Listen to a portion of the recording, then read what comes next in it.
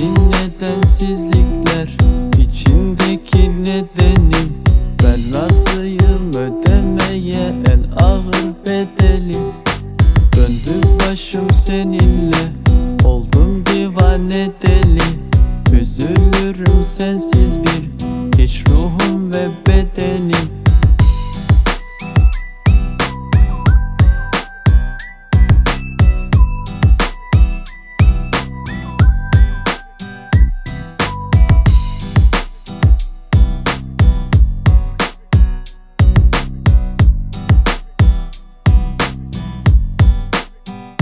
Sensin gönlüme eş, karanlık dünyama güneş. Sen bana Tanrı'dan peşkeş.